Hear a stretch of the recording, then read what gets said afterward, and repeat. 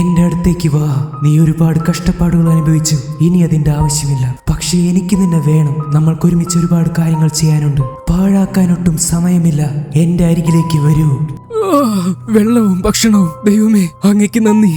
അങ്ങ് എന്റെ പ്രാർത്ഥനകൾ കേട്ടു. നന്ദിയുണ്ട് ദൈവമേ. ആരാണിത് ഇവിടേക്ക് അതിക്രമിച്ചു കയറി എന്റെ പഴങ്ങൾ തിന്നു തീർക്കുന്നത്? ആര്? ദൈവമേ, ഞങ്ങളുടെ മഹാനായ ദൈവമേ, റാപ്പു, അങ്ങയ്ക്ക് മുന്നിൽ ഈ ഉള്ളവൻ വണങ്ങുന്നു. ഞങ്ങളുടെ സർവശക്തനായ ദൈവമേ, എന്നെ അനുഗ്രഹിച്ചാലും. അനുഗ്രഹിക്കാനോ? ഓ, നീ എന്റെ ഭക്തന്മാരിൽ ഒരാളാണോ? എന്നെ ആരാധിക്കുന്നവനാണോ? ഇതൊരു തമാശയായിരിക്കുന്നു. നീയൊന്നും എന്റെ മുന്നിൽ വന്നിങ്ങനെ നിൽക്കുമെന്ന് ഞാൻ വിചാരിച്ചിട്ടേ ഇല്ല. ഇവിടെ നിൽക്കാൻ പോലും നിനക്ക് എന്ത് അർഹതയാണുള്ളത്? എന്റെ പഴം താഴെ വയ്ക്ക്. ദൈവമേ, ഞാൻ നിങ്ങളെ ആരാധിക്കുന്നവനാ. ജീവിതകാലം മുഴുവൻ അങ്ങ് മാത്രമായിരുന്നു എന്റെ മനസ്സിൽ. അങ്ങേ ആരാധിച്ചിരുന്നവരുടെ കൂട്ടത്തിലെ അവസാനത്തെ ആളാണ് ഞാൻ. ബാക്കി എല്ലാവരും മരിച്ചുപോയ ദൈവമേ, ഞങ്ങൾക്കെല്ലാം നഷ്ടപ്പെട്ടു.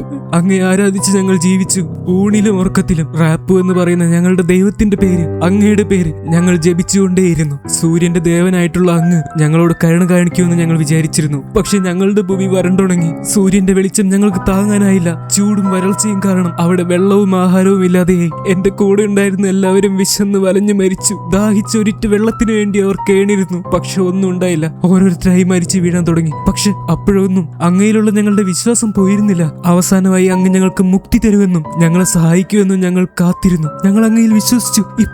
ഇപ്പോൾ പോലും ഞാൻ അങ്ങയിൽ വിശ്വസിക്കുന്നുണ്ട് ദൈവമേ. അങ്ങ് ഞങ്ങൾക്ക് വേണ്ടി കരുതി വെച്ചിരിക്കുന്ന മഹത്തായ സമ്മാനം, അങ്ങ് ഞങ്ങൾക്ക് തരുമെന്ന് പറഞ്ഞിട്ടുള്ള സ്വർഗം, അതിനിയും വൈകിക്കരുത് ദൈവമേ. ഞാൻ അങ്ങയുടെ അടുത്ത് എത്തിയത് കൊണ്ടാണോ ഇന്നിവിടെ ഈ ആഘോഷങ്ങൾ നടക്കുന്നത്? എന്താ ഇവൻ പറയുന്നത്? ഇത്രയും വലിയൊരു മണ്ടനെ ഞാൻ എന്റെ ജീവിതത്തിൽ കണ്ടിട്ടില്ല. ഇവൻ വിചാരിച്ചിരിക്കുന്നത് ഇവന് ഞാൻ മഹത്തായ സമ്മാനവും സ്വർഗവും കൊടുക്കുമെന്നാണ്. അതിനാണോ ഞാൻ ഇവിടെ ഇരിക്കുന്നത്? അതാണോ എന്റെ ജോലി? എന്നാലും ഇത്തരം നുണകൾ നിങ്ങൾ എന്തിനു വിശ്വസിച്ചു? എന്നോട് ക്ഷമിക്ക്. നീ വിചാരിക്കുന്നത് പോലെ ഒരു സമ്മാനവും സ്വർഗവും നിനക്കൊക്കെ തരാൻ വേണ്ടി ഇവിടെ കാത്തു വെച്ചിട്ടില്ല. നിന്നെപ്പോലെ ഒരു പുഴു എന്റെ മുന്നിൽ നിന്ന് സംസാരിക്കാൻ പോലും യോഗ്യനല്ല. പിന്നെ ഇന്നത്തെ ആഘോഷം, അത് ഞാനൊരു യുദ്ധം ജയിച്ചതിന്റെയാണ്. അവിടെ കിടക്കുന്ന ജീവനറ്റ ശരീരം കണ്ടോ? അവൻ ദൈവങ്ങളെ കൊല്ലാനുണ്ടാക്കിയ നെക്രോസ്വോർഡ് എന്ന വാളും കൊണ്ട് എന്നെ കൊല്ലാൻ വേണ്ടി വന്നതാണ്. എന്നെ, റാപ്പു എന്ന മഹാനായ ദൈവത്തിനെ കൊല്ലാനാവുമെന്ന് അവൻ വിചാരിച്ചു. പക്ഷേ അവന് തെറ്റിപ്പോയി. ഞാൻ അവനെ കൊന്നു. നാശത്തിന്റെ പ്രതീകമായിട്ടുള്ള നെക്രോസ്വോർഡ് അവന്റെ കയ്യിലുണ്ടായിട്ടും എന്നെ ഒന്നും ചെയ്യാൻ അവന് സാധിച്ചില്ല. അതാണ് ഈ റാപ്പു. എന്നെ തോൽപ്പിക്കാൻ സാധ്യമല്ല. ആ കിടക്കുന്ന വാൾ ശപിക്കപ്പെട്ടതാണ്. ദൈവങ്ങളെയെല്ലാം കൊല്ലുമെന്ന് വീമ്പടിച്ചവൻ അവിടെ മരിച്ചു കിടക്കുന്നു. എന്റെ സാമ്രാജ്യം തകർക്കാൻ ആരെക്കൊണ്ടും സാധിക്കില്ല.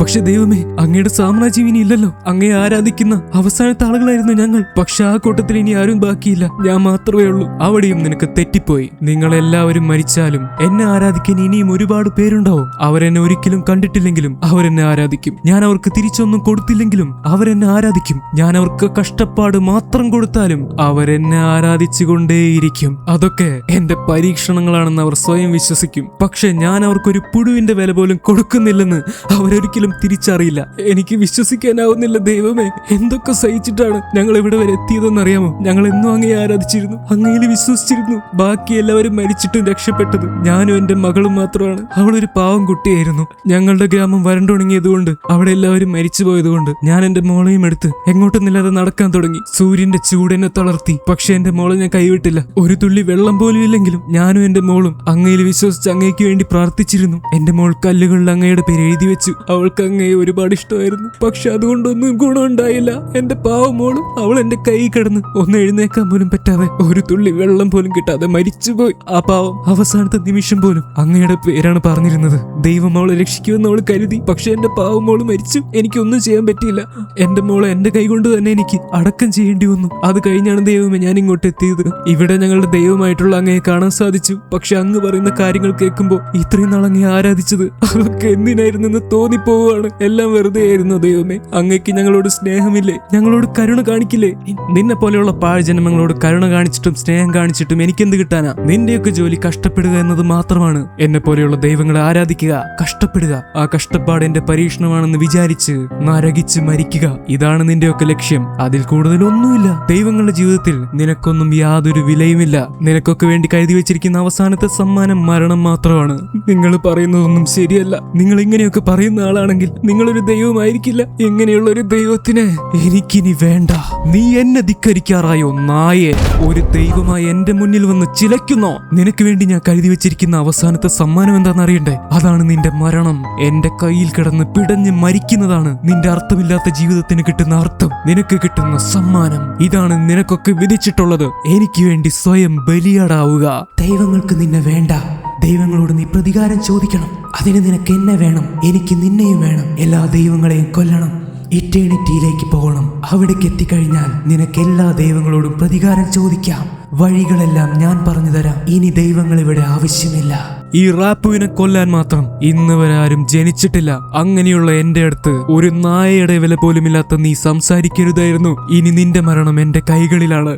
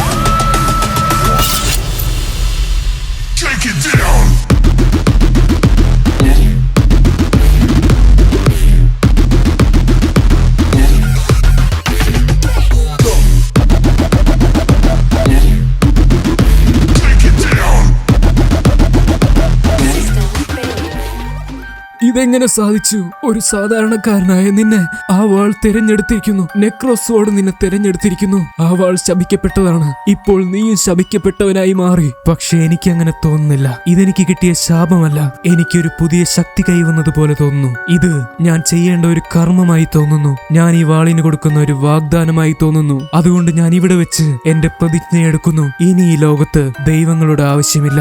എല്ലാ ദൈവങ്ങളും മരിക്കും എന്റെ കൈകൊണ്ട്.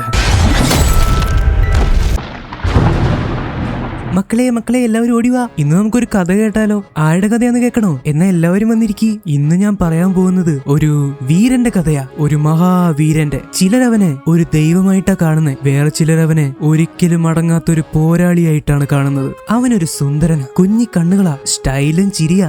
ആര് കണ്ടാലും ഒന്ന് നോക്കിപ്പോ. ഒരുപാട് വർഷങ്ങൾക്ക് മുന്നേ ജനിച്ചവൻ ഇന്ന് ഞങ്ങളുടെ ഒക്കെ ഹീറോയാ. ചിലരവനെ ഒരു ദേവനായിട്ടാ കാണുന്നത്, ഇടിമിന്നലിന്റെ ദേവൻ. ആ പേര് വെറുതെ കിട്ടിയതല്ല. അവന്റെ സിരകളിലൂടെ ഒഴുകുന്നത് മിന്നൽ തന്നെയാ. അവൻ ചെയ്യുന്ന കാര്യങ്ങൾ ആർക്കും വിശ്വസിക്കാൻ പറ്റുമായിരുന്നില്ല. കാരണം അവൻ കെട്ടുകഥകളെ യാഥാർത്ഥ്യമാക്കാൻ വേണ്ടി ജനിച്ചവനാ. എല്ലാ പ്രതീക്ഷയും നഷ്ടപ്പെട്ട ഞങ്ങൾക്ക് അവൻ രാജാവായിരുന്നു. അവനായിരുന്നു ഞങ്ങളുടെ ഒരേ ഒരു സുൽത്താൻ.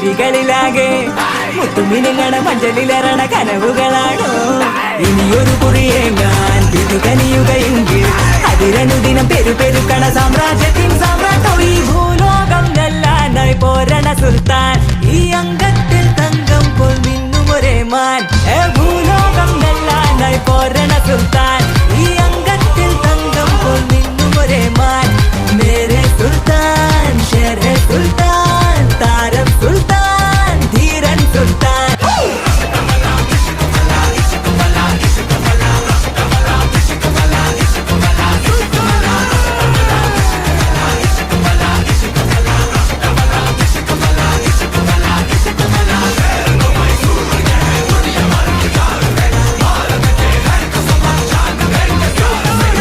അവന്റെ പേരായിരുന്നു തോർ ഓഡിൻസൺ. 9 ലോകങ്ങളും കാത്തു സംരക്ഷിക്കുന്ന മഹാനായ ഓഡിന്റെ പുത്രനായി അസ്ഗാർഡിലാണ് അവൻ ജനിച്ചത്. അവനൊരു സഹോദരനും ഉണ്ടായിരുന്നു, ലോക്കി. അവനും ചില്ലറക്കാരനായിരുന്നില്ല, പക്ഷേ സ്വന്തം അനിയനായിരുന്നില്ല. ഓഡിന്റെ ശത്രുവായിരുന്ന ഫ്രോസ്റ്റ് ജയന്റ്സിന്റെ രാജാവിന്റെ മകനായിരുന്നു ലോക്കി. അത് പിന്നീട് കുറെ പ്രശ്നങ്ങളുണ്ടാക്കി. തോറിന്റെ അമ്മയായിട്ടുള്ള ഫ്രിഗ ചെറുപ്പം തൊട്ടേ യുദ്ധത്തിന് പോകുമ്പോ അവനെയും മേല് വെച്ച് കെട്ടിക്കൊണ്ടാ പോവാറ്. അങ്ങനെ ചെറുപ്പം തൊട്ടേ തോർ ഒരു പോരാളിയായി വളർന്നു. അവൻ അങ്ങനെ വളർന്ന് പടർന്ന് പന്തലിച്ചു. തോറിന് കുറെ കൂട്ടുകാരും ഉണ്ടായിരുന്നു. ഒരു മുൻകോപിയായ തോർ ഫ്രോസ്റ്റ് ജയന്റ്സിന്റെ അടുത്ത് പോയി പ്രശ്നം ഉണ്ടാക്കി. അച്ഛനായ ഓഡിൻ പറഞ്ഞത് തോർ കേട്ടില്ല. ഇതിന്റെ ഇടയ്ക്ക് കൂടി അധികാരം കിട്ടാൻ വേണ്ടി ലോക്കി കുത്തിത്തിരിപ്പുണ്ടാക്കി. തന്നെ ധിക്കരിച്ചതുകൊണ്ട് ഓഡിൻ തോറിനെ അസ്ഗാർഡിൽ നിന്ന് പുറത്താക്കി. അവന്റെ ശക്തികൾ തിരിച്ചെടുത്തു. എന്നിട്ട് മ്യോൾനിർ എന്ന് പറയുന്ന ഒരു ചുറ്റികയോട് അർഹതയുള്ളവർക്ക് മാത്രമേ നിന്നെ എടുക്കാൻ പറ്റൂ എന്നും അങ്ങനെ പറ്റുന്നവർക്ക് നീ തോറിന്റെ ശക്തികൾ കൊടുക്കണമെന്നും പറഞ്ഞു. ആ ചുറ്റിക അതെന്നെന്നും അനുസരിച്ചു. ശക്തിയില്ലാത്ത തോർ പോകുന്നത് ഭൂമിയിലേക്കാ. അവിടെയും കിട്ടി തോറിന് കുറെ പുതിയ കൂട്ടുകാരെ മാത്രമല്ല കിട്ടിയത്, ഒരു ലവും കിട്ടി. ജെയിൻ പോസ്റ്റർ. തോറിന്റെ ചിരി കണ്ടവൾ മയങ്ങിപ്പോയി.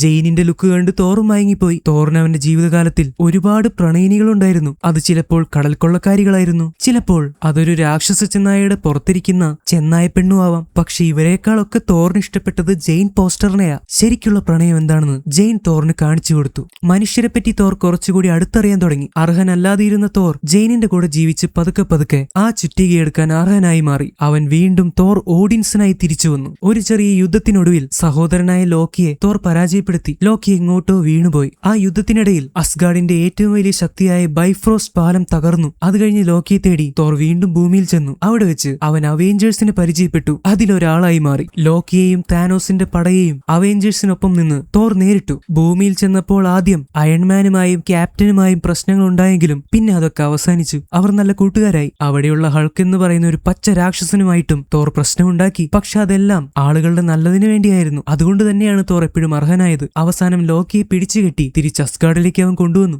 ലോക്കിയെ തടവിലാക്കി. തോർ വീണ്ടും ഒരുപാട് യുദ്ധങ്ങളിൽ ഏർപ്പെട്ടു. നിങ്ങളോട് ഈ കഥ പറയുന്ന എന്റെ പേര് കോർഗെന്ന. ഞാൻ ക്രോണൻ വിഭാഗത്തിൽപ്പെട്ട ഒരാളാ. എന്റെ കൂട്ടത്തിൽ കല്ലുകൊണ്ട് നിർമ്മിക്കപ്പെട്ട ഒരാളെയും തോർ അടിച്ചു പറത്തിയിട്ടുണ്ട്. തോറിന്റെ കൂട്ടുകാരിൽ അവന് ഏറ്റവും ഇഷ്ടപ്പെട്ട ഒരു കൂട്ടുകാരിയായിരുന്നു ലേഡി സിഫ്. ഒരുപാട് യുദ്ധത്തിൽ അവൾ തോറിന്റെ കൂടെ നിന്നിട്ടുണ്ട്. വീണ്ടും തോർ ജെയിനെ കാണാൻ വേണ്ടി ഭൂമിയിലേക്ക് പോയി. ഇൻഫിനിറ്റി സ്റ്റോൺസിൽ ഒന്നായ ഈതർ അല്ലെങ്കിൽ റിയാലിറ്റി സ്റ്റോൺ ജെയിനിന്റെ ഉള്ളിലേക്ക് കയറിപ്പോയി. അവളെ ചികിത്സിക്കാൻ വേണ്ടി തോർ അവൾ അസ്ഗാർഡിലേക്ക് കൊണ്ടുവന്നു. ഓഡിന്റെ സഹായത്തോടെ അവൾക്ക് എന്ത് പറ്റിയെന്ന് മനസ്സിലായി. തോറും ജെയിനും വീണ്ടും അടുത്തു. അതിന്റെ ഇടയ്ക്കാണ് ഡാർക്ക് എൽഫ്സ് എന്ന് പറയുന്ന രാക്ഷസന്മാർ അസ്ഗാർഡിനെ ആക്രമിക്കുന്നത്. അതിന്റെ ഇടയ്ക്ക് തോറിന്റെ അമ്മ മരിച്ചു. ജെയിനിനെ രക്ഷിക്കാൻ ശ്രമിക്കുന്നതിനിടയ്ക്കാണ് അതുണ്ടായത്. പാവം തോറിന്റെ അമ്മ. തോറിന് ഭയങ്കര വിഷമമായി. അവിടെ തടവറയിൽ കിടക്കുന്ന ലോക്കിക്കും വിഷമമായി. ലോക്കിക്ക് അമ്മയെ ഭയങ്കര ഇഷ്ടമായിരുന്നു. ഒരു സഹായത്തിന് വേണ്ടി തോർ ലോക്കിയെ പുറത്തിറക്കി. അങ്ങനെ അവരെല്ലാവരും കൂടി ഡാർക്ക് എൽഫ്സിനെതിരെ പോരാടി. അവിടെ വെച്ച് ലോക്കി മരിച്ചു എന്ന് തോർ കരുതി. പക്ഷെ അവ മരിച്ചില്ല. ലോക്കി എപ്പോഴും ഇങ്ങനെ മരിക്കുന്നത് പോലെയുള്ള നാടകങ്ങൾ ചെയ്യുമായിരുന്നു. തോർ അത് കണ്ട് വിശ്വസിക്കുമായിരുന്നു. ഡാർക്ക് എൽഫ്സിനെ ഭൂമി വെച്ച് തോൽപ്പിച്ചു കഴിഞ്ഞ് റിയാലിറ്റി സ്റ്റോണിനെ ഒരു കുപ്പിയുടെ ഉള്ളിൽ അടച്ച് അവർ സുരക്ഷിതമായ ഒരു സ്ഥലത്ത് കൊണ്ടുവച്ചു. എന്നിട്ട് തോർ വീണ്ടും തിരിച്ചുപോയി ജെയിനിന്റെ അടുത്തേക്ക്. പിന്നെ കുറച്ചുകാലം അവർ ഒരുമിച്ചുണ്ടായെങ്കിലും അവരടിച്ചു പിരിഞ്ഞു. അവര് ബ്രേക്കപ്പ് ആയി. അത് കഴിഞ്ഞ് തോർ വീണ്ടും അവെഞ്ചേഴ്സിന്റെ കൂടെ ചേർന്ന് അൾട്രോണിന്റെ പടക്കെതിരെ പോരാടി. തോറിന്റെ ചുറ്റിക ക്യാപ്റ്റൻ പൊക്കുമോന്ന് അവന് പേടിയുണ്ടായിരുന്നു. പക്ഷേ തോർ വിചാരിച്ച പോലെ തന്നെ ക്യാപ്റ്റൻ അവസാനം അത് പൊക്കി. താനോസിനെതിരെ പോരാടുന്ന സമയത്ത് തോറിന്റെ കൂടെ പവർ കൊണ്ടാണ് അവർക്ക് വിഷൻ ഉണ്ടാക്കാൻ പറ്റിയത്. തോറിന്റെ ചുറ്റിക കൊണ്ടുള്ള ഇടി കാരണമാണ് അന്ന് സോക്കോവിയെ ചിതറിത്തെറിച്ചത്. അങ്ങനെ അൾട്രോൺ പട തോറ്റുപോയി. ഭാവിയെ പറ്റിയുള്ള ചില ചിതറിയ കാഴ്ചകൾ തോറിന്റെ മനസ്സിൽ വന്നു പോയിക്കൊണ്ടിരുന്നു. അത് ഇൻഫിനിറ്റി സ്റ്റോണുകൾ വെച്ച് താനോസ് ചെയ്യാൻ പോകുന്ന ഒരു കൂട്ടക്കൊലയെ പറ്റിയുള്ള മുന്നറിയിപ്പായിരുന്നു. അതിനെപ്പറ്റി അന്വേഷിച്ച് തോർ അലഞ്ഞു നടന്നു. അതിന്റെ ഇടയ്ക്ക് അവൻ സർത്തറിന്റെ കൈയിൽ പെട്ടു. സർത്തറിന്റെ പ്ലാനുകൾ അറിയാൻ വേണ്ടിയാണ് തോർ അങ്ങനെ ചെയ്തത്. അസ്ഗാർഡിന്റെ അന്തകനാവാൻ ജന്മമെടുത്തവനായിരുന്നു സർത്തർ. സർത്തറിനെ അടിച്ചുപൂട്ടി ഒരു കിരീടം മാത്രമാക്കി തോർ അസ്ഗാർഡിൽ കൊണ്ടുവച്ചു. ഓഡിൻ അസ്ഗാർഡിൽ നിന്നും പുറത്താക്കി. ലോക്കി അവിടെ ഓഡിന്റെ വേഷം എടുത്ത് ഭരിച്ചുകൊണ്ടിരുന്നു. ഇത് തോർ മനസ്സിലാക്കി. മനസ്സിലാക്കി. അവർ അച്ഛനെ തേടി ഭൂമിയിലേക്ക് പോയി. ഭൂമിയിലെ നോർവേയിലുള്ള ടോൺസ്ബർഗ് എന്ന് പറയുന്ന സ്ഥലത്തേക്ക്. അവിടെ വെച്ച് ഡോക്ടർ സ്ട്രേഞ്ചിന്റെ ചെറിയ മാജിക്കുകൾ കഴിഞ്ഞ് അദ്ദേഹത്തിന്റെ സഹായത്തോടെ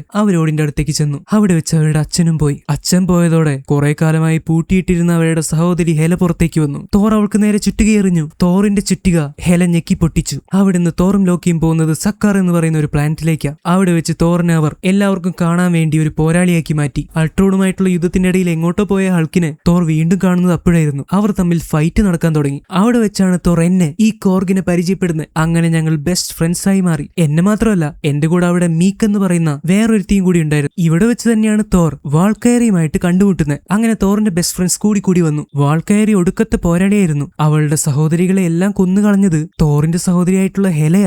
അവരെ എല്ലാവരെയും പെറ്റിച്ച് ഞങ്ങളെല്ലാം കൂടി പ്ലാൻ ഇട്ട് പുറത്തു ചാടി തിരിച്ച് അസ്ഗാർഡിലേക്ക് പോയി. അവിടെ നടന്നത് ഹെലയുടെ ആളുകളുമായിട്ടുള്ള ഒരു മഹായുദ്ധമായിരുന്നു. അവസാനം പണ്ടുണ്ടായ പ്രവചനം പോലെ സർത്തർ തിരിച്ചു വന്ന് ഹെലയുടെ കൂടെ അസ്ഗാർഡിനെയും നശിപ്പിച്ചു. അസ്ഗാർഡ് പൊട്ടിത്തെറിക്കുന്നത് തോറും ഞങ്ങൾ നോക്കി നിന്നു. അങ്ങനെ പോകുന്ന വഴിക്കാണ് ഇൻഫിനിറ്റി സ്റ്റോൺസ് തേടി നടക്കുന്ന താനോസ് ഞങ്ങളുടെ സ്പേസ് ഷിപ്പിലേക്ക് വന്നത്. ഞങ്ങളുടെ കൂട്ടത്തിൽ കുറെ പേരെ താനോസും ടീമും കൊന്നുകളഞ്ഞു. ലോക്കിയുടെ കയ്യിൽ അവൻ ഒളിപ്പിച്ചു വെച്ചിരുന്ന ടെസറാക്ട് സ്പേസ് സ്റ്റോൺ എടുക്കാൻ വേണ്ടിയിട്ടാണ് താനോസ് വന്നത്. ഓൾറെഡി തോറിന് ഒരുപാട് കാര്യങ്ങൾ നഷ്ടപ്പെട്ടിട്ടുണ്ടായിരുന്നു. അമ്മയെ നഷ്ടപ്പെട്ടു, അച്ഛനെ നഷ്ടപ്പെട്ടു, ജെയിൻ പോസ്റ്ററിനെ നഷ്ടപ്പെട്ടു, ഹെലയുമായിട്ടുള്ള ഫൈറ്റിന്റെ ഇടയ്ക്ക് കൂട്ടുകാരെ നഷ്ടപ്പെട്ടു. ഹെല കാരണം അവന്റെ കണ്ണ് വരെ നഷ്ടപ്പെട്ടു. പിന്നെ താനോസിനെ കണ്ടുമുട്ടിയപ്പോ ഹൈംദാലിനെ നഷ്ടപ്പെട്ടു. പക്ഷെ തോറിന്റെ അനിയൻ ലോക്കി അവൻ വിചാരിച്ച പോലെ ആയിരുന്നില്ല. ലോക്കിയുടെ ഉള്ളിൽ കുറച്ചൊക്കെ നന്മയുണ്ടായിരുന്നു. പക്ഷെ അന്ന് അവിടെ വെച്ച് താനോസ് ലോക്കിയുടെ കഴുത്ത് ഞെരിച്ച് കൊന്നുകളഞ്ഞു. തോറിന് ഇത് സഹിക്കാൻ പറ്റിയില്ല. തോറിന്റെ കൺമുന്നിൽ വെച്ച് ലോക്കി പലവട്ടം മരിച്ചിട്ടുണ്ട്, അല്ലെങ്കിൽ മരണം അഭിനയിച്ചിട്ടുണ്ട്. പക്ഷെ അന്നത്തെ മരണം ശരിക്കും ലോക്കിയുടെ അവസാനമായിരുന്നു ആയിരുന്നെന്ന് വിചാരിക്കാം. ഈ സമയത്ത് വാൾക്കയറി ആ സ്പേസ് ഷിപ്പിലുണ്ടായിരുന്ന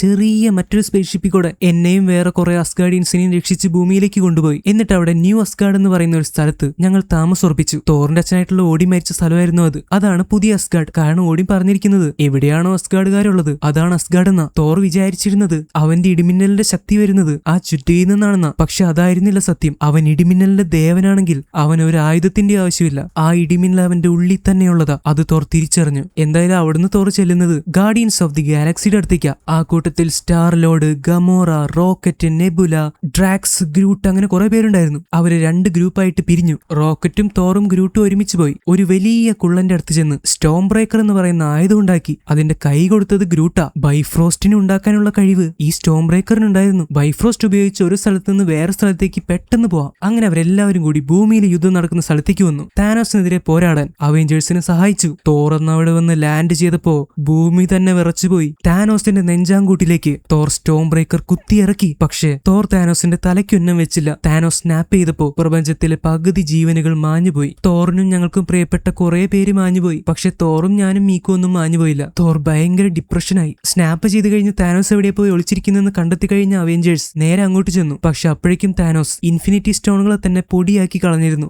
ദേഷ്യം വന്ന തോർ ഈ വട്ടം അവന്റെ തലയ്ക്ക് തന്നെ ഉന്നം വെച്ചു. താനോസിന്റെ തല തോർ വെട്ടിക്കളഞ്ഞു. തോർ വീണ്ടും ഡിപ്രഷനിലായി. തോറും ഞാനും മീക്കും ഒക്കെ കൂടി ഒരു വീട്ടിൽ പോയി. ആ വീട് ന്യൂ അസ്ഗാർഡിലായിരുന്നു. ഞങ്ങൾ അവിടെ പോയി കുടിച്ചും കഴിച്ചും വീഡിയോ ഗെയിം കളിച്ചും സമയം കളഞ്ഞു. തോർ ഒരു മഹാ തടിയനായി മാറി. കൂട്ടത്തിലൊരു മഹാ മടിയനുമായി മാറി. അത് കഴിഞ്ഞ അവെഞ്ചേഴ്സ് തോറിനെ തിരിച്ചു വിളിക്കാൻ വന്നു. ആദ്യം സമ്മതിച്ചില്ലെങ്കിലും പിന്നെ അവൻ കൂടെ പോയി. ഒരു പുതിയ പ്രതീക്ഷ അവർക്ക് വന്നു. അവരെല്ലാവരും കൂടി ടൈം ട്രാവൽ ചെയ്തു. തോറും റോക്കറ്റും കൂടി തോറിന്റെ അമ്മ ഫ്രിഗ് മരിക്കുന്നതിന് മുന്നേക്കാണ് പോയത്. അവിടുന്ന് തോറിന് വീണ്ടും അവന്റെ ചുറ്റുകയായിട്ടുള്ള മ്യോൾനിർ കിട്ടി. പിന്നെ വേറെ ഏതോ അവെഞ്ചേഴ്സ് 2012 പോയെന്നും അവിടെ 2012 ലോക്കി ടെസറാക്ട് എടുത്ത് കടന്നു കളഞ്ഞു നോക്ക് കേട്ടു. അതിനെപ്പറ്റി എനിക്കൊന്നും അറിയില്ല. എന്തായാലും ലോക്കി മരിച്ചല്ലോ, ഇനി അവന്റെ കഥയൊന്നും ബാക്കിയില്ല. തോർ അവസാനമായിട്ട് അമ്മയെ കണ്ട് തിരിച്ചു വന്നു. അമ്മ അവനെ കുറെ മോട്ടിവേറ്റ് ചെയ്തു. പക്ഷെ നത്താഷ തിരിച്ചു വന്നില്ല. തോറിന്റെ പ്രിയപ്പെട്ട കൂട്ടുകാരിയായിരുന്നു അവൾ. സോൾ സ്റ്റോൺ എടുക്കാൻ വേണ്ടി നത്താഷ മരിച്ചുപോയി. തോറിന് ഭയങ്കര ദേഷ്യം വന്നു. അവന് പെട്ടെന്ന് സ്നാപ്പ് ചെയ്ത് താനോസിനെ നശിപ്പിക്കണമെന്ന് തോന്നി. പക്ഷെ തോറിന്റെ മൈൻഡ് ശരിയല്ലാത്തതുകൊണ്ട് അവെഞ്ചേഴ്സ് ആ ജോലി ഹൾക്കിനെ ഏൽപ്പിച്ചു. ഹൾക്ക് സ്നാപ്പ് ചെയ്ത് മാഞ്ഞുപോയി എല്ലാവരും തിരിച്ചു വന്നു. ആ സമയത്താണ്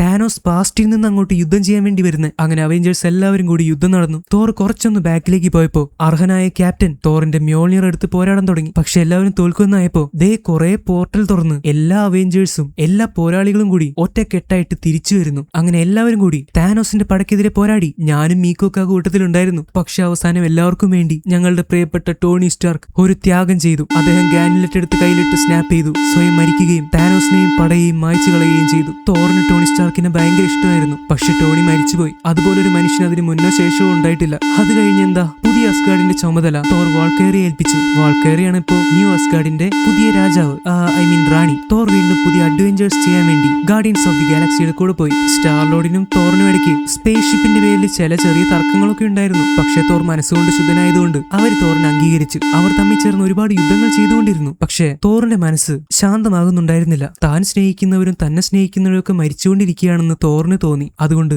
അവൻ പിന്നെ ആരെയും സ്നേഹിക്കാൻ നിന്നില്ല. അവന്റെ ബോഡിയിൽ ഉരുണ്ടുകൂടിയ തടി മറ്റുള്ളവരുടെ സ്നേഹത്തിൽ നിന്ന് ഒളിക്കാൻ വേണ്ടി അവൻ ഉപയോഗിച്ചു. അവന്റെ ഹൃദയം തകരാതിരിക്കാൻ അവന്റെ ശരീരത്തിലെ കൊഴുപ്പെടുത്തൊരു തടയായി വെച്ചു. ആളുകളെ സ്നേഹിക്കുന്നതും സ്നേഹിക്കപ്പെടുന്നതും അവൻ അവസാനിപ്പിച്ചെങ്കിലും അവന്റെ യുദ്ധങ്ങൾ അവൻ തുടർന്നുകൊണ്ടേയിരുന്നു. ഒരുപാട് സാഹസങ്ങൾ അവർ ചെയ്തു. തന്റെ ബോഡി ശരിയാക്കണമെന്ന് തോറിന് തോന്നി. തോർ അതികഠിനമായി ട്രെയിനിങ് ചെയ്യാൻ തുടങ്ങി. ജിമ്മിൽ പോയി പൈസ കളയണ്ടെന്ന് വെച്ച് കണ്ണി കണ്ട വെയിറ്റുള്ള സാധനങ്ങളൊക്കെ തോർ എടുത്ത് പൊക്കി കളിക്കാൻ തുടങ്ങി.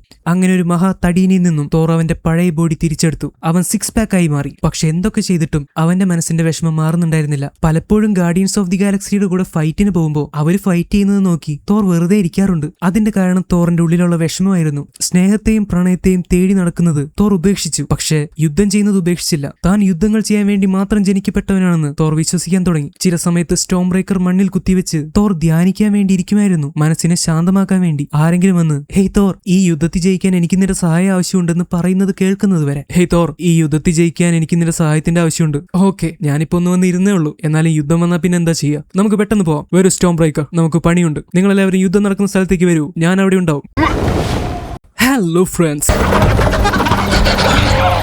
ആക്ച്വലി ഇന്ന് ഹലോ ഫ്രണ്ട്സ് എന്ന് പറയാൻ കുറച്ച് നീണ്ടുപോയല്ലേ, പക്ഷെ കുഴപ്പമില്ല. ചില സിനിമകൾ ഞാൻ ഇങ്ങനെയാണ് ചെയ്യാറ്. അപ്പൊ നിങ്ങൾക്ക് അതിന്റെ ഒരു എഫക്ട് കിട്ടും. എനിവേ ചിലർക്ക് തോന്നിയിട്ടുണ്ടാവും തോറിന്റെ സ്റ്റോറി ഇത്രയും ഡീറ്റെയിൽ ആയിട്ട് 10 മിനിറ്റ് ഒക്കെ എടുത്ത് പറയേണ്ട ആവശ്യം ഉണ്ടായിരുന്നു എന്ന്. ഞാൻ ഒരു കാര്യം പറയട്ടെ, ഈ വീഡിയോ കാണുന്ന 50%-ലധികം പേർക്കും ആ പറഞ്ഞ കാര്യങ്ങളൊന്നും ഓർമ്മയുണ്ടാവില്ല. അതൊക്കെ കണ്ടിട്ട് എത്ര നാളായി, അതിന്റെ ഓർഡറോ തോർ എന്തൊക്കെ ചെയ്തെന്നോ തോറിന്റെ കൂടെ ആരൊക്കെ ഉണ്ടായിരുന്നെന്നോ അവരും തോറും കൂടി എങ്ങനെ ഇപ്പോഴത്തെ ഈ കഥയിലേക്ക് എത്തിയെന്നോ ഇതൊന്നും പലർക്കും ഓർമ്മയുണ്ടാവില്ല. അത് മനസ്സിൽ കണ്ട് തന്നെയാണ് ഞാൻ അങ്ങനെ പറഞ്ഞത്. കുറച്ചു പേർക്ക് അത് ബോറിംഗ് ആയി തോന്നിയിട്ടുണ്ടാവും. അത് നിങ്ങൾക്ക് മാർവലിൽ ഭയങ്കര അറിവുള്ളതുകൊണ്ടാണ്. എന്തായാലും നമ്മൾ ഇത്രയും നേരം കണ്ട കഥയെ പറ്റി ചില കാര്യങ്ങൾ കൂടി പറയാനുണ്ട്. ഏറ്റവും ആദ്യം നമ്മൾ കണ്ട റാപ്പ് എന്ന് പറയുന്ന ദൈവത്തിനെ ആരാധിച്ചു കഴിഞ്ഞിരുന്ന ഒരു മനുഷ്യനുണ്ട്. അയാളുടെ പേരാണ് ഗോർ. തോർ എന്ന് പറയുന്നത് പോലെ ഗോർ. പക്ഷെ തോർ ഒരു ദൈവവും ഗോർ ദൈവങ്ങളെ കൊല്ലാൻ പ്രതിജ്ഞ എടുത്തവനുമാണ്. സൂര്യന്റെ ദേവനെ അവരൊക്കെ ആരാധിച്ചിരുന്നു. പക്ഷെ റാപ്പുകാർക്കൊന്നും ഒരു പുഴുവിന്റെ വില പോലും കൊടുത്തിരുന്നില്ല. ഗോർ ഇത് അവസാനം റാപ്പുവിന്റെ മുന്നിൽ ചെല്ലുമ്പോഴാണ് മനസ്സിലാക്കുന്നത്. റാപ്പു എന്ന് പറയുന്ന ഒരു മോശം ദൈവത്തിന്റെ പേരിൽ തന്റെ മകളടക്കം ദാഹിച്ചു വലഞ്ഞ് മരിച്ചു പോയതിൽ ഗോറിന് ഭയങ്കര വിഷമം തോന്നി. ഇതൊക്കെ നിങ്ങൾക്ക് മനസ്സിലായി. പക്ഷെ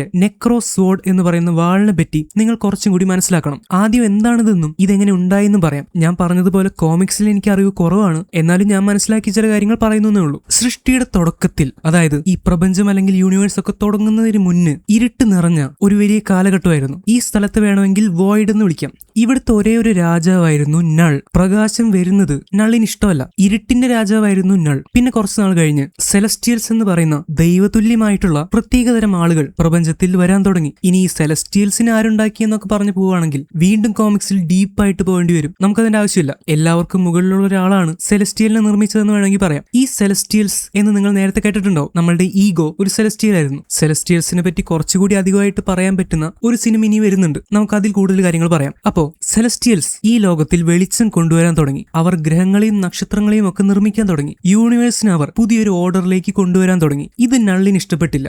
നൾ തന്റെ നിഴലിൽ നിന്ന് ഒരു ആയുധം ഉണ്ടാക്കുകയാണ്. അതിശക്തമായ ഒരു വാൾ. അതിന്റെ പേരാണ് ഓൾ ബ്ലാക്ക് നെക്രോസോഡ്. ആ വാളാണ് നമ്മൾ നേരത്തെ കണ്ടത്. നെക്രോസോഡ് ഉപയോഗിച്ച് നൾ ഒരു സെലസ്റ്റിയലിന്റെ തല അറുത്തുമാറ്റി. സെലസ്റ്റിയലിന്റെ തല എന്ന് പറയുമ്പോൾ അതിന്റെ ഉള്ളിൽ ഒരുപാട് സംഭവങ്ങൾ ഉണ്ടാവും. ഈ തലയുടെ ഉള്ളിൽ വെച്ച് നൾ നെക്രോസോഡിനെ കുറെ കൂടി ശക്തമാക്കി മാറ്റി. സെലസ്റ്റിയലിന്റെ ഈ വെട്ടിമാറ്റപ്പെട്ട തല പിന്നീട് നോവേർ എന്നറിയപ്പെട്ടു. നിങ്ങൾ കേട്ടിട്ടുണ്ടാവും, ഗാർഡിയൻസ് ഓഫ് ദി ഗാലക്സിയിലെ കളക്ടറിന്റെ ഒക്കെ കേന്ദ്രമായിരുന്നു ഈ നോവേർ. ഈ തലയിലെ ഒരുപാട് കെമിക്കൽസും വിലമതിക്കാനാവാത്ത സംഭവങ്ങളും കുഴിച്ചെടുത്ത് വിറ്റും ബ്ലാക്ക് മാർക്കറ്റിൽ കൊണ്ടുകൊടുത്തും ജീവിക്കുന്ന ഒരുപാട് പേരുണ്ടായിരുന്നു. നെക്രോസോഡ് നൾ ഉണ്ടാക്കിയതിന്റെ ഉദ്ദേശം തന്നെ പ്രപഞ്ചത്തിലെ പ്രകാശം ഇല്ലാതെയാക്കുക എന്നുള്ളതാണ്. സെലസ്റ്റിയൽസും പ്രപഞ്ചത്തിലെ ദൈവങ്ങളും ഒക്കെയാണ് ഏറ്റവും അധികം പ്രകാശം കൊണ്ടുവരുന്നവർ. അപ്പൊ അവരെ കൊല്ലാൻ പാകത്തിനുള്ള ഒരു ആയുധമാണ് ഈ പറയുന്ന നെക്രോസോഡ്. ഈ പറയുന്ന നള്ളിനെ നമ്മൾക്ക് ഇനിയും കാണേണ്ടി വരും. എനിവേ കുറെ കാലം കടന്നുപോയി.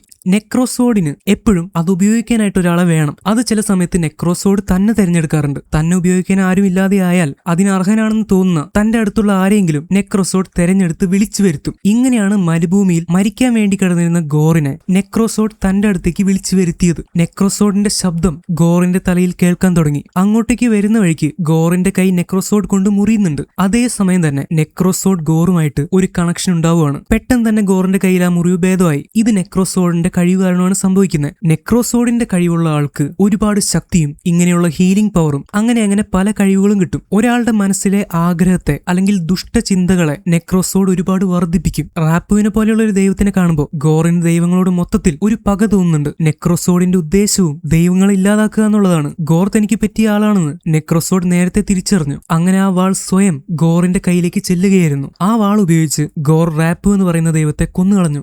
എന്നിട്ട് ഇനി എല്ലാ ദൈവങ്ങളെയും കൊല്ലുമെന്ന് ഒരു പ്രതിജ്ഞയും ഗോർ അവിടെ വെച്ചെടുക്കുന്നുണ്ട്. നെക്രോസോഡ് കയ്യിലെടുത്ത് കഴിഞ്ഞപ്പോ ഗോറിന്റെ ശരീരമൊക്കെ മാറുന്നുണ്ട്. അവന്റെ ശരീരത്തിലേക്ക് ഒരു കറുത്ത നിറത്തിൽ നെക്രോസോഡിന്റെ ശക്തി ഇരച്ച് കയറുന്നതായിട്ടാണ് നമുക്ക് കാണാൻ പറ്റുന്നത്. ഗോറും മകളും റാപ്പുവിനെ ഒരുപാട് ആരാധിച്ചിരുന്നു. റാപ്പുവിന്റെ ചിത്രമുള്ള മാല അവർ രണ്ടുപേരും കഴുത്തിലണിഞ്ഞിരുന്നു. റാപ്പുവിന്റെ കണ്ണിന്റെ അടിയിലുള്ളത് പോലെയുള്ള ഡിസൈനുകളൊക്കെ ഇവരും സ്വന്തം ശരീരത്തിൽ വരച്ചിരുന്നു. ഗോറിന്റെ മകൾ മരിക്കുന്ന സമയത്തും അവൾ പാറകളിൽ റാപ്പുവിന്റെ ചിത്രമാണ് വരച്ചു വെച്ചിരുന്നത്. ഇങ്ങനെയൊക്കെ ആരാധിക്കുന്നവരുണ്ടായിട്ടും റാപ്പു അവരെ തിരിഞ്ഞു പോലും നോക്കിയിട്ടില്ല. ഗോർ അവിടെ നിന്ന് കുറച്ച് വെള്ളവും ഭക്ഷണവും കഴിച്ചപ്പോഴേക്കും റാപ്പുവിന് ദേഷ്യം വന്നു. റാപ്പു ഗോറിനെ പരിഹസിക്കാൻ തുടങ്ങി. നള്ളുണ്ടാക്കിയ നെക്രോസോഡ് എങ്ങനെയോ ഒരുപാട് കാര്യങ്ങൾ കഴിഞ്ഞു വന്നപ്പോ ഡാർക്ക് ഷാഡോ ലോഡ് എന്ന് പറയുന്ന ഒരാളുടെ കയ്യിൽ എത്തപ്പെട്ടു. ഇപ്പൊ ഗോറിനെ തെരഞ്ഞെടുത്തതുപോലെ അതിന് മുന്നേ സ്വോർഡ് തെരഞ്ഞെടുത്ത ഒരാളാണ് ഡാർക്ക് ഷാഡോ ലോഡ്. പക്ഷെ റാപ്പുവിനെ കൊല്ലാൻ വന്ന അയാളെ റാപ്പു കൊന്നു. അയാളാണ് അവിടെ കിടന്നുകൊണ്ടിരുന്നത്.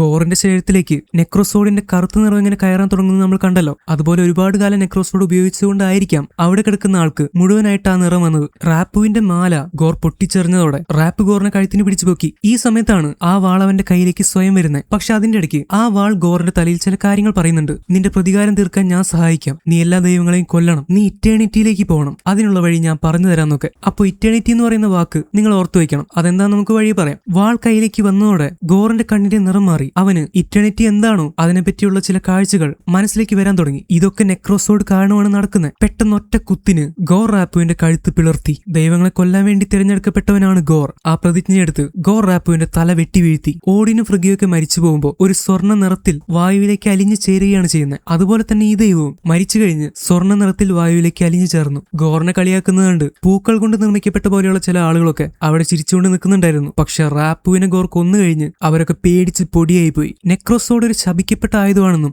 ആ വാൾ ഗോറിനെ തെരഞ്ഞെടുത്തതുകൊണ്ട് ഗോറും ശപിക്കപ്പെട്ടവനായെന്നും റാപ്പ് പറഞ്ഞിരുന്നു. പക്ഷെ ഇത്രയും നാൾ കിട്ടാത്ത അധികാരവും ശക്തിയും കിട്ടിക്കഴിഞ്ഞപ്പോ ഗോറിന് അതൊരു ശാപമായിട്ട് തോന്നുന്നില്ല, ഒരു പവർ ആയിട്ടാണ് തോന്നുന്നത്. പക്ഷെ നെക്രോസോഡിനെ പറ്റി മറ്റൊരു കാര്യം കൂടി പറയാനുണ്ട്. ഒരാൾ നെക്രോസോഡ് ഉപയോഗിച്ചുകൊണ്ടിരിക്കും തോറും അയാളുടെ ലൈഫ് ഫോഴ്സ് അല്ലെങ്കിൽ ജീവശക്തി നെക്രോസോഡ് ഉപയോഗിച്ചുകൊണ്ടേയിരിക്കും. അങ്ങനെ കുറെ നാൾ ഉപയോഗിച്ചു കഴിയുമ്പോൾ ആ വ്യക്തിക്ക് നെക്രോസോഡ് ഇല്ലാതെ ജീവിക്കാൻ പറ്റാത്ത അവസ്ഥയോ അയാൾ പതുക്കെ മരിച്ചുകൊണ്ടിരിക്കുകയാണ്. നെക്രോസോഡ് അതിന്റെ ഉദ്ദേശം നടത്താൻ വേണ്ടി അത് തെരഞ്ഞെടുത്ത ആളിനെ ഉപയോഗിച്ചുകൊണ്ടിരിക്കുകയാണ്. ഇതാണ് സത്യാവസ്ഥ. ഇനി ഒരു ചെറിയ കാര്യം കൂടി. നമ്മൾ വെനം കണ്ടല്ലോ. വെനം ഒരു സിംബിയോട്ടാണ്. അങ്ങനെ ഒരുപാട് സിംബിയോട്ടുകൾ ഉണ്ട്. ഈ സിംബിയോട്ടുകളൊക്കെ ഉണ്ടാക്കിയതാരാന്നറിയോ? അത് ഈ പറയുന്ന നള്ളാണ്. അതിനെപ്പറ്റി നമ്മൾക്ക് മറ്റൊരു സമയത്ത് കാണേണ്ടി വരും. അപ്പോ സിംബിയോട്ട് ഒരാളെ എങ്ങനെയാണ് തെരഞ്ഞെടുക്കുന്നത്, എങ്ങനെയാണ് അയാളുടെ ഉള്ളിലേക്ക് കയറി അയാളുടെ ചിന്തകളെ പോലും സ്വാധീനിക്കുന്നത് എന്നൊക്കെ നമ്മൾ സ്പൈഡർമാൻ 3ലും വെനത്തിലും ഒക്കെ കണ്ടിട്ടുണ്ട്. ഈ പറയുന്ന സിംബിയോട്ടുകൾ ഉണ്ടാക്കുന്നതിന് മുന്നേ തന്നെ നള്ളുണ്ടാക്കിയ ഒരു സാധനമാണ് ഈ ഓൾ ബ്ലാക്ക് നെക്രോസോഡ്. അപ്പൊ ഇതിനും സിംബിയോട്ടുകളുടേത് പോലെയായ ചില കാര്യങ്ങൾ ഉണ്ടാവും. ഗോറിന്റെ കൈ ഇതുകൊണ്ട് മുറിഞ്ഞു കഴിഞ്ഞപ്പോ തന്നെ നെക്രോസോഡിന്റെ ഒരു അംശം ഒരു സിംബിയോട്ടിനെ പോലെ ഗോറിന്റെ ഉള്ളിലേക്ക് കടന്നു ചെല്ലുകയാണ്. വെനം എഡ്ഡിയെ തെരഞ്ഞെടുത്തപ്പോൾ പോലും ഉണ്ടാവുന്ന മുറിവുകളൊക്കെ പെട്ടെന്ന് ഭേദപ്പെടുത്താൻ വെനം സിംബിയോട്ട് ഉള്ളതുകൊണ്ട് പറ്റും. അതുപോലെ തന്നെയാണ് ഇവിടെയും. ഗോറിന്റെ മുറിവുകൾ പെട്ടെന്ന് ഭേദമാവും. ഒരു സിംബിയോട്ട് അത് തെരഞ്ഞെടുത്ത മനുഷ്യനെ എങ്ങനെയാണോ സ്വാധീനിക്കുന്നത് അതുപോലെ നെക്രോസോഡും ഒരു മനുഷ്യന്റെ മനസ്സിനെ സ്വാധീനിക്കുന്നു. ഇപ്പൊ കാര്യങ്ങൾ കുറച്ചുകൂടി ക്ലിയർ ആയല്ലോ. തീർച്ചയായിട്ടും റാപ്പ് മരിക്കേണ്ടവൻ തന്നെയാണ്. ഗോർ റാപ്പുവിനെ കൊല്ലുന്നത് തീർച്ചയായിട്ടും ഒരു സാറ്റിസ്ഫൈങ് മൊമെന്റ് ആയിരുന്നു. അവിടുന്ന് മുതൽ ഗോർ ദൈവങ്ങളെല്ലാം തീർക്കാനുള്ള ഒരു യാത്രയിൽ ഇറങ്ങി പുറപ്പെടുകയാണ്. പറയുന്ന ഡീറ്റെയിൽസ് ഒരു അല്പം കൂടി പോകുന്നുണ്ടെന്ന് എനിക്ക് തന്നെ അറിയാം. പക്ഷെ മറ്റേതെങ്കിലും ഒരു ചാനൽ ഇതുപോലെ ഓൾറെഡി മലയാളത്തിൽ എക്സ്പ്ലെയിൻ ചെയ്തിരുന്നെങ്കിൽ ഞാൻ ഇത്രയും ഡീറ്റെയിൽ ആയിട്ട് പറയുമായിരുന്നില്ല. പക്ഷെ ഞാൻ നോക്കിയിട്ട് മലയാളത്തിൽ തോർ ലവ് ആൻഡ് തണ്ടറിന്റെ ഒരു ഡീറ്റെയിൽഡ് എക്സ്പ്ലനേഷൻ എനിക്ക് കാണാൻ പറ്റിയിട്ടില്ല. സീൻ ചേഞ്ച് ആവുന്നു. ഈ കഥ നടക്കുന്നത് ഏകദേശം ഒരു 2024-25 ടൈമിലാണ്. അതായത് എൻഡ് ഗെയിം കഴിഞ്ഞ് 1-2 വർഷമൊക്കെ കടന്നുപോയി. കോർഗ് പറയുന്ന കഥ കേട്ടപ്പോൾ നിങ്ങൾക്ക് ഏറെക്കുറെ കാര്യങ്ങൾ മനസ്സിലായി കാണും. നിങ്ങൾ അത് സ്കിപ്പ് അടിച്ചിട്ടുണ്ടെങ്കിൽ നിങ്ങൾക്ക് പല ഡൗട്ടുകളും വരാൻ ചാൻസ് ഉണ്ട്. അങ്ങനെ എൻഡ് ഗെയിം കഴിഞ്ഞ് ഗാർഡിയൻസ് ഓഫ് ദി ഗാലക്സിയുടെ കൂടെ ചേർന്ന് ഒരുപാട് ആളുകളെ രക്ഷിക്കാനും യുദ്ധങ്ങൾക്കും വേണ്ടി പോയിക്കൊണ്ടിരുന്ന തോർ ഒരു സമാധാനത്തിന് വേണ്ടി ധ്യാനത്തിലിരിക്കാൻ പോവാണ്. അപ്പോഴാണ് സ്റ്റാർ ലോർഡ് വന്നിട്ട് ഇപ്പൊ നടക്കുന്ന യുദ്ധത്തിൽ ജയിക്കാൻ വേണ്ടി അവർക്ക് തോറിന്റെ ആവശ്യമുണ്ടെന്ന് പറയുന്നത്. തോർ പിന്നെ ഒന്നും നോക്കിയില്ല. സ്റ്റോം ബ്രേക്കർ എടുത്ത് ഹാരി പോട്ടർ പറന്നു പോകുന്നത് പോലെ അങ്ങോട്ട് പറന്നുപോയി. ഇപ്പൊ എന്താണ് നടന്നുകൊണ്ടിരിക്കുന്നതെന്ന് വെച്ചാൽ കുറെ യുദ്ധങ്ങളൊക്കെ ചെയ്ത് മടുത്തപ്പോ ഇവർക്കൊരു ഹോളിഡേ വേണമെന്ന് തോന്നി. അപ്പൊ തോർ പറഞ്ഞു, എനിക്കൊരു സ്ഥലം അറിയാം, ഒരു പ്ലാനറ്റ് ആണ്, ഇൻഡഗാർ എന്നാണ് പേര്. അതിന്റെ ചുറ്റും 3 സൂര്യനൊക്കെ ഉണ്ട്, നല്ല ഹോളിഡേ മൂഡായിരിക്കും. അങ്ങനെ പറഞ്ഞാണ് തോർ എല്ലാവരെയും കൊണ്ട് ഇങ്ങോട്ട് വന്നത്. പക്ഷെ ഇവിടെ വന്നു കഴിഞ്ഞപ്പോഴാണ് ഇവിടെ വേറൊരു യുദ്ധം നടന്നുകൊണ്ടിരിക്കുന്നത്. അപ്പൊ അത് കണ്ടിട്ടാണെങ്കിൽ ഗാർഡിയൻസിനും തോറിനും സഹായിക്കാതിരിക്കാനും പറ്റുന്നില്ല. ഇൻഡിഗാർ എന്ന് പറയുന്ന ഈ പ്ലാനറ്റിലെ രാജാവാണ് കിങ് യക്കാൻ. അദ്ദേഹവും ഈ കാണുന്ന നീല നിറത്തിലുള്ള ഇൻഡിഗാറിയൻസുമാണ് ഗാർഡിയൻസിനോടും തോറിനോടും ഹെൽപ്പ് ചോദിച്ചത്. ഇൻഡിഗാറിലുള്ള കുട്ടികൾക്കാണ് കോർഗ് നേരത്തെ തോറിന്റെ കഥ പറഞ്ഞു കൊടുത്തുകൊണ്ടിരുന്നത്. ആക്ച്വലി ഇൻഡിഗാറിലെ ആളുകളെ സംരക്ഷിച്ചുകൊണ്ടിരുന്ന ദൈവങ്ങളെ ആരോ കൊന്നു കളഞ്ഞിരിക്കുന്നു. അതാരായിരിക്കും? തീർച്ചയായിട്ടും ഗോർ തന്നെ. ദൈവങ്ങളെ കണ്ടുപിടിച്ച് വളരെ ക്രൂരമായിട്ട് കൊന്നുകളയുന്നതുകൊണ്ട് തന്നെ ഗോറിനെ ആളുകൾ വിളിക്കുന്ന മറ്റൊരു പേരാണ് ഗോർ ദി ഗോഡ് ബുച്ചർ, അതായത് ദൈവങ്ങളെ വെട്ടിയരിയുന്നവൻ. ഇൻഡിഗാറിലെ ആളുകളുടെ ദൈവങ്ങൾ മരിച്ചതോടെ അവരെ രക്ഷിക്കാൻ ആരും ഇല്ലാതെയായി. ഈ തക്കം മുതലെടുത്ത് കുറെ മൂങ്ങത്തലയന്മാർ അല്ലെങ്കിൽ ബൂസ്കൻസ് വിഭാഗത്തിൽപ്പെട്ട കുറെ പേര് ഇൻഡിഗാറിനെ ആക്രമിച്ച് കീഴടക്കാൻ വേണ്ടി വരുവാണ്. ബൂസ്കൻസിന്റെ നേതാവാണ് അതിഭീകരനായിട്ടുള്ള മൂങ്ങത്തലയൻ ഹബുസ്ക ദ ഹൊറിബിൾ. ഈ മൂങ്ങത്തലയന്മാരുടെ ഉപദ്രവം സഹിക്കാൻ പറ്റാതെയാണ് ഇൻഡിഗാരിയൻസ് ഹെൽപ്പ് ചോദിച്ചത്. സാധാരണ ഒരു ഡിസ്ട്രസ് സിഗ്നൽ കിട്ടുമ്പോഴാണ്, അല്ലെങ്കിൽ സഹായത്തിന് വേണ്ടിയിട്ടുള്ള ഒരു സിഗ്നൽ കിട്ടുമ്പോഴാണ് ഗാർഡിയൻസ് അങ്ങോട്ട് പോയി ആളുകളെ രക്ഷിക്കാറുള്ളത്. അങ്ങനെ രക്ഷിക്കുന്നതിന് പ്രതിഫലമായിട്ട് ഗാർഡിയൻസിന് പൈസയും മറ്റു കാര്യങ്ങളും അവർ കൊടുക്കാറുണ്ട്. ഇന്ന് ഒരു ഹോളിഡേ ആഘോഷിക്കാൻ വന്നപ്പോ ഇവിടെയും യുദ്ധം. ഇപ്പൊ ഗാർഡിയൻസ് വിചാരിച്ചിട്ട് പോലും മൂങ്ങത്തലയന്മാരെ ശരിക്കും അങ്ങോട്ട് നേരിടാൻ പറ്റുന്നില്ല. അതുകൊണ്ടാണ് അവർ തോറിനെയും വിളിച്ചുകൊണ്ട് വന്നത്. തോറ് വന്നാൽ പിന്നെ സീൻ ചേഞ്ച് ആവുമെന്ന് എല്ലാവർക്കും അറിയാലോ. നമ്മുടെ റോക്കറ്റിന്റെ ബൈനോക്കുലറൊക്കെ ഗ്രൂട്ട് എടുത്ത് കടിച്ചു പിടിച്ചെന്തോ ചെയ്യുന്നുണ്ട്. എന്താ ഗ്രൂട്ട് നീ ചെയ്യുന്നേ? നിന്റെ മരത്തിന്റെ കറയൊക്കെ ഇതിന്റെ മേലായ, പിന്നെ ഇത് വെച്ചൊന്നും കാണാൻ പറ്റൂല. I am Groot. ഗ്രൂട്ട് വളർന്നുകൊണ്ടിരിക്കുന്ന ഒരു ടീനേജർ ആയതുകൊണ്ട് തന്നെ അവന്റെ സ്വഭാവത്തിന്റേതായ പല കുരുത്തക്കേടുകളും ഉണ്ട്. ഹേയ് ഫ്രണ്ട്സ്, നമ്മുടെ യുദ്ധമൊക്കെ എങ്ങനെ പോകുന്നു? നിങ്ങൾ എന്തിനാണ് എന്റെ സഹായം ആവശ്യപ്പെട്ടത്? കാരണം മൂങ്ങത്തലയന്മാരുടെ വെടികൊണ്ട് ഞങ്ങളൊക്കെ ഇപ്പൊ ചാവും. അതുകൊണ്ട് തന്നെ എന്റെ പൊന്നെ തോറെ, നീയല്ലേ ഞങ്ങളോട് പറഞ്ഞത് ഇങ്ങോട്ട് ഹോളിഡേ ആഘോഷിക്കാൻ വേണ്ടിയിട്ട് കെട്ടിയെടുക്കുന്നതെന്ന്? ഇതാണോ നീ പറഞ്ഞ ആഘോഷം? വെൽ റോക്കറ്റ്, ഞാൻ സത്യം തന്നെ പറഞ്ഞ്. ഇവിടെ ചുറ്റുമുള്ള 3 സൂര്യനെയൊക്കെ കണ്ടില്ലേ? ഇവിടെ വന്നാ നല്ല പൊളി മൂടായിരിക്കുന്നു ഞാൻ വിചാരിച്ചു. പക്ഷെ ഇവിടെ എങ്ങനെ യുദ്ധം നടക്കുന്നൊക്കെ ഞാൻ അറിഞ്ഞു. പക്ഷെ ഇവിടുത്തെ യുദ്ധം കണ്ടിട്ട് ഇത് ഹോളിഡേ ആണെന്നല്ല തോന്നുന്നേ. ഇത് നമ്മളുടെ അവസാനത്തെ ഡേ ആവും. താൻ പെട്ടെന്ന് ഇറങ്ങി എന്തെങ്കിലും ചെയ്യ്. നീയൊക്കെ തീർന്നടാ ബൂസ്കൻ മൂങ്ങത്തലയന്മാരെ, കൊല്ലും നിന്നെയൊക്കെ ഞാൻ. ഇതിന്റെ ഇടയ്ക്ക് മൂങ്ങത്തലയന്മാരുടെ വെടികൊണ്ട് തോറിന്റെ മേല് കിടക്കുന്ന തുണിയിലൊക്കെ ഓട്ട വീഴുന്നുണ്ട്. പക്ഷെ വെടികൊണ്ടാലും തനിക്കൊന്നും പറ്റില്ല എന്നുള്ള കോൺഫിഡൻസിലാണ് തോർ ഇങ്ങനെ കൂളായിട്ട് നിൽക്കുന്നത്. പക്ഷെ ഗാർഡിയൻസിൽ ബാക്കിയുള്ളവരുടെ കാര്യം അങ്ങനെയല്ലല്ലോ. അതുകൊണ്ട് അവർ താഴെ ഒളിച്ചു നിൽക്കുവാണ്. എന്നാൽ അവർ പെട്ടുന്ന പോലെ ഫൈറ്റ് ചെയ്യുന്നുണ്ട്. ഹായ് തോർ ഓഡിൻസൺ, നിങ്ങളല്ലേ ഇടിമിന്നലിന്റെ ദേവൻ? കിങ് യക്കാൻ, ഇൻഡിഗാറിയൻസിന്റെ രാജാവ്. അതെ അതെ, പക്ഷെ മൂങ്ങത്തലയന്മാർ ഞങ്ങളെ ആക്രമിച്ച് കൊല്ലും. നിങ്ങൾ എപ്പോഴെങ്കിലും എത്തിയത് നന്നായി. ദയവ് ചെയ്ത് ഞങ്ങളെ രക്ഷിക്കണം. ഞങ്ങളുടെ ദൈവങ്ങളെയൊക്കെ കൊന്നുകളഞ്ഞു. ഞങ്ങളെ രക്ഷിക്കാൻ ആരും ഇല്ലാതെയായി. ദൈവങ്ങളെ കൊന്നുകളഞ്ഞെന്നോ? ആരങ്ങനെ ചെയ്തത്? അത് പറയാനിപ്പോ സമയമില്ല. ഞങ്ങളുടെ പവിത്രമായ അമ്പലത്തിന് ഒരു പോറൽ പോലും ഏൽക്കരുത്. ആ മൂങ്ങത്തലയന്മാർ അത് നശിപ്പിക്കാൻ പോവുക. ദയവ് ചെയ്ത് ഞങ്ങളെയും ഞങ്ങളുടെ അമ്പലത്തിനെയും കാത്തു രക്ഷിക്കണേ. മൂങ്ങത്തലയന്മാർക്കിനി വീട്ടിൽ പോയി വിശ്രമിക്കാം. അവരോട് പറഞ്ഞേക്ക് തോർ ഓഡിൻസൺ വീണ്ടും തിരിച്ചു വന്നെന്ന്. അവരാലോചിക്കാത്ത തരത്തിൽ തിരിച്ചടിക്കാൻ പോവുകയാണ് ഞാൻ. ഇയാൾക്ക് ഈ തള്ളു നിർത്തി ഒന്ന് ഫൈറ്റ് ചെയ്യാൻ പാടില്ലേ? ഇതൊന്ന് പെട്ടെന്ന് അവസാനിപ്പിക്കാമായിരുന്നു. യുദ്ധം തുടങ്ങിയത് അവരായിരിക്കും, പക്ഷെ അത് തീർക്കുന്നത് ഞാനാണ്. അങ്ങനെ പറഞ്ഞ് തോർ കൈകൾ ഉയർത്തിയതും അവന്റെ കൈകളിലേക്ക് മിന്നൽ പാഞ്ഞു കയറാൻ തുടങ്ങി. തോറിന്റെ കയ്യിലേക്ക് പാറി പറന്നു വന്ന സ്റ്റോം ബ്രേക്കർ തോറിന്റെ പുതിയൊരു പോരാട്ടം കൂടി നേരിട്ട് കാണാൻ പോവാണ്.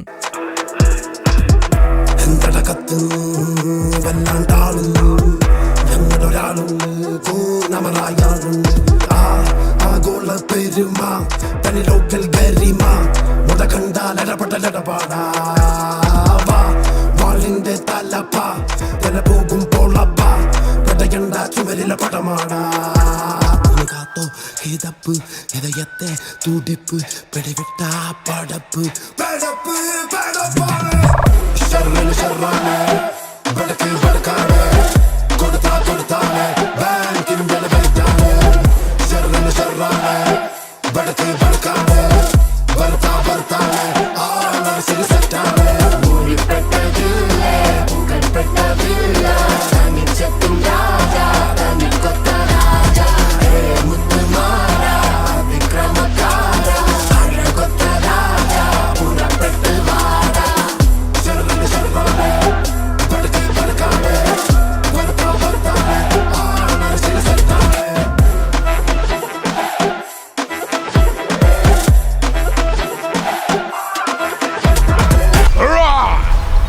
എന്തായാലും പിന്നെ ഗാർഡിയൻസിന് പ്രത്യേകിച്ചൊന്നും ചെയ്യേണ്ടി വന്നില്ല. എല്ലാം തോർ തന്നെ ഏറ്റെടുത്ത് ചെയ്തു. മൂങ്ങത്തലമയുടെ ആർമി തോറിന്റെ മുന്നിൽ ഒന്നുമല്ലായിരുന്നു. അവൻ തൊടുത്തുവിടുന്ന ഇടിമിന്നലുകൾ കാരണം മൂങ്ങത്തലമയുടെ പട പിന്നെ അവിടെ അവശേഷിച്ചില്ല. ഇതിന്റെ ഇടയ്ക്ക് വലിയ ആവശ്യമൊന്നും ഇല്ലെങ്കിലും തോർ എല്ലാവരെയും കാണിക്കാൻ വേണ്ടി എടുക്കുന്ന അവന്റെ ഫൈറ്റിംഗ് സ്കിൽസ് കാണുമ്പോൾ ഇതൊന്ന് പെട്ടെന്ന് തീർക്കാൻ ഗാർഡിയൻസ് തോറിനോട് പറയുന്നുണ്ട്. പക്ഷെ തോറിന് ഫൈറ്റ് ചെയ്യുമ്പോൾ എപ്പോഴും ഒരു സ്റ്റൈലിലൊക്കെ ഫൈറ്റ് ചെയ്യാനാണ് ഇഷ്ടം. പക്ഷെ അവസാനം എന്തുണ്ടായെന്ന് വെച്ചാൽ തോർ മൂങ്ങത്തലമാരെയും കൊണ്ട് ഇൻഡിഗാറിയൻസിന്റെ പവിത്രമായ അമ്പലത്തിലേക്ക് അങ്ങോട്ട് ഇടിച്ചു കയറുവാണ്. അമ്പലം സംരക്ഷിക്കാനാണ് ഇവരെ വിളിപ്പിച്ചത്. ആദ്യം കിങ്ങിയാക്കാനും ആളുകൾക്കും പേടി തോന്നി, അമ്പലത്തിന് എന്തെങ്കിലും പറ്റിയാലോ. പക്ഷെ മൂങ്ങത്തലമാരെയൊക്കെ തീർത്ത് തോർ നേരെ അവരുടെ മുന്നിലേക്ക് ചാടി വന്നിറങ്ങുവാണ്. കിങ് യഖാൻ, ഞാൻ വാക്ക് തന്നതുപോലെ അങ്ങയുടെ എതിരാളികളെ തീർത്തിട്ടുണ്ട്. ഇനി ഒന്നുകൊണ്ടും പേടിക്കണ്ട.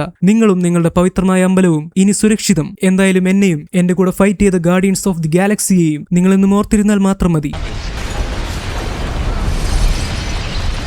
അങ്ങനെ പറഞ്ഞു തീരുമ്പോഴേക്കും പിന്നിലെ ഇൻഡിഗാറിയൻസിന്റെ പവിത്രമായ അമ്പലം ഒരു പൊടി പോലും ബാക്കി നിൽക്കാതെ ഇടിഞ്ഞു പൊളിഞ്ഞു വീഴുവാണ്. ആ കിങ് യഖാൻ, അമ്പലമല്ലേ പോയുള്ളൂ, നിങ്ങൾ ഇപ്പോഴും ജീവനോടെ ഉണ്ടല്ലോ. ഇത് തോറിന്റെ മറ്റൊരു അഡ്വഞ്ചർ ആയിരുന്നു. ഗാർഡിയൻസ് ഓഫ് ദി ഗാലക്സിയിൽ ഗമോറ ഇപ്പില്ല എന്ന് നിങ്ങൾക്ക് ഓർമ്മയുണ്ടാവുമല്ലോ. എൻ ഗെയിമിന്റെ അവസാനം ഗമോറ എങ്ങോട്ട് പോയി? തൽക്കാലം അവളെ പറ്റി വിവരമില്ല. പിന്നെ നെബുല നല്ലവളായി ഗാർഡിയൻസിന്റെ കൂടെ ചേർന്ന് തന്നെയാണ് നിൽക്കുന്നത്. അവരുടെ കൂടെ പലപ്പോഴും ക്രാഗ്ലിനും കൂടാറുണ്ട്. ക്രാഗ്ലിൻ യോണ്ടുവിന്റെ വലങ്കയായിരുന്നു. പണ്ട് യോണ്ടു ചെയ്തിരുന്നത് പോലെ യോണ്ടുവിന്റെ ആരോയെ ഇപ്പൊ ക്രാഗ്ലിൻ കൺട്രോൾ ചെയ്യുന്നുണ്ട്. ആക്ച്വലി കൺട്രോൾ ചെയ്യാൻ ശ്രമിക്കുന്നുണ്ട്, പക്ഷെ ഇപ്പോഴും കറക്റ്റ് ആയിട്ട് അവനത് ചെയ്യാൻ പഠിച്ചിട്ടില്ല. പിന്നെ നമ്മളുടെ മാൻഡിസ് ഉണ്ട് ഈ കൂട്ടത്തിൽ. Guardians of the Galaxy holiday special ഞാൻ എക്സ്പ്ലെയിൻ ചെയ്തിരുന്നു. അത് കണ്ടവർക്കാണെങ്കിൽ അറിയാം. സ്റ്റാർ ലോഡിന്റെ അനിയത്തിയാണ് മാൻഡിസ്. അവർ തമ്മിൽ അങ്ങനെ ഒരു ബന്ധമുണ്ടെന്ന് രണ്ടുപേരും തിരിച്ചറിഞ്ഞു. ഗാർഡിയൻസിന്റെ കാര്യത്തിൽ കൂടുതൽ ഡീറ്റെയിൽസിലേക്ക് ഞാൻ പോകുന്നില്ല, അതിന് മറ്റൊരു അവസരം വരും. എന്തായാലും കിങ് യഖാനും ആളുകൾക്കും അവരുടെ പവിത്രമായ അമ്പലം പൊളിഞ്ഞു പോയതിൽ ഭയങ്കര വിഷമം തോന്നി. അവരൊന്നുകൂടി തോറിനെ കാണാൻ വേണ്ടി വരുവാണ്. ഈ വട്ടം ഒരു ഗോഡ് ഓഫ് തണ്ടർ എന്നതിന് പകരം ഗോഡ് ഓഫ് ഡിസാസ്റ്റർ എന്നാണ് വിളിക്കുന്നത്. അതായത് ദുരന്തത്തിന്റെ ദേവൻ. എല്ലാം പൊളിച്ചടക്കിയത് കൊണ്ടായിരിക്കും ഞങ്ങളുടെ ദൈവങ്ങൾ കൊല്ലപ്പെട്ടപ്പോ